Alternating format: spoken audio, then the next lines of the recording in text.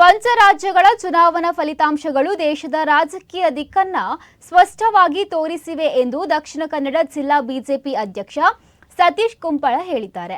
ವಿಶೇಷವಾಗಿ ತಮಿಳುನಾಡು, ಪಶ್ಚಿಮ ಬಂಗಾಳ ಮತ್ತು ಅಸ್ಸಾಂ ರಾಜ್ಯಗಳಲ್ಲಿ ಹಿಂದೂ ವಿರೋಧಿ ನೀತಿಗಳನ್ನು ಅನುಸರಿಸಿಕೊಂಡು ಬಂದಿದ್ದ ರಾಜಕೀಯ ಪಕ್ಷಗಳಿಗೆ ಮತದಾರರು ತಕ್ಕ ಪಾಠವನ್ನ ಕಲಿಸಿದ್ದಾರೆ. ಪುದುಚೇರಿಯಲ್ಲಿ ಎನ್ಡಿಎ ಮೈತ್ರಿ ಆಡಳಿತ ಸ್ಥಾಪನೆಗೆ ಮುನ್ನಡೆಯುತ್ತಿದೆ. ಕೇರಳದಲ್ಲಿಯೂ ಭಾರತೀಯ ಜನತಾ ಪಕ್ಷ ತನ್ನ ಮತ ಪ್ರಮಾಣವನ್ನ ಗಣನೀಯವಾಗಿ ಹೆಚ್ಚಿಸಿಕೊಂಡಿದೆ ಎಂದವರು ಹೇಳಿದ್ದಾರೆ. ಅಲ್ಲಿನ ಕಮ್ಯುನಿಸ್ಟ್ ಸರ್ಕಾರದ ವಿರುದ್ಧ ಜನಾಭಿಪ್ರಾಯ ವ್ಯಕ್ತವಾಗಿದೆ. ಈ ಫಲಿತಾಂಶಗಳನ್ನು ಅವಲೋಕಿಸಿದಾಗ ಪ್ರಧಾನಮಂತ್ರಿ ಶ್ರೀ ನರೇಂದ್ರ ಮೋದಿಯವರ ನೇತೃತ್ವದ ಸರ್ಕಾರದ ಜನಪ್ರಿಯತೆ ದೇಶದಾದ್ಯಂತ ಸುನಾಮಿಯಂತೆ ವ್ಯಕ್ತವಾಗಿರುವುದು ಗೋಚರಿಸುತ್ತದೆ. ಜನತೆಯ ಮನೋಭಾವ ಬಿಜೆಪಿ ಪರವಾಗಿ ರೂಪುಗೊಂಡಿರುವುದು ಈ ಚುನಾವಣಾ ಫಲಿತಾಂಶಗಳ ಮೂಲಕ ಸ್ಪಷ್ಟವಾಗಿದೆ.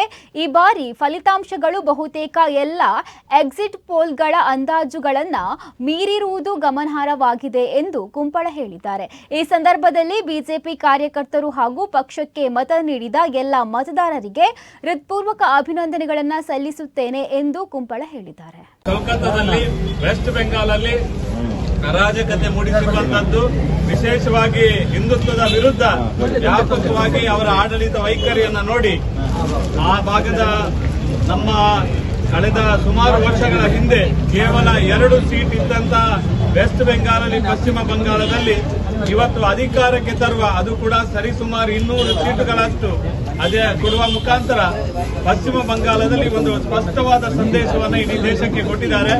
ಹಿಂದುತ್ವದ ವಿರುದ್ಧ ಯಾರು ಹೋಗ್ತಾರೆ ಅವರಿಗೆ ಸ್ಪಷ್ಟವಾದ ಸಂದೇಶವನ್ನು ಇವತ್ತು ಮತದಾರರು ಕೊಟ್ಟಿದ್ದಾರೆ.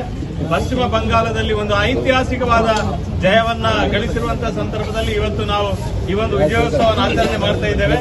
ವಿಶೇಷವಾಗಿ ತಮಿಳುನಾಡಲ್ಲಿ ಹಿಂದುತ್ವದ ವಿರುದ್ಧ ಯಾವ ಹಿಂದುತ್ವವನ್ನ ಮುಗಿಸಬೇಕೆನ್ನುವ ರೀತಿಯಲ್ಲಿ ಉದಯನಿಧಿ ಮಾರನ್ ಏನು ಸ್ಟೇಟ್ಮೆಂಟ್ ಕೊಟ್ಟಿದ್ರು, ಅಲ್ಲಿಯ ಸ್ಟಾಲಿನ್ ಸರ್ಕಾರ ವರ್ತನೆ ಮಾಡ್ತಿದ್ರು. ಅದಕ್ಕೆ ಸರಿಯಾದ ಪಾಠವನ್ನ ತಮಿಳುನಾಡಲ್ಲಿ ಕೂಡ ಕಲಿಸುವ ಮುಖಾಂತರ ಇವತ್ತು ಇಡೀ ದೇಶದಲ್ಲಿ ಭಾರತೀಯ ಜನತಾ ಪಾರ್ಟಿಗೆ ಒಂದು ದೊಡ್ಡ ಐತಿಹಾಸಿಕವಾದ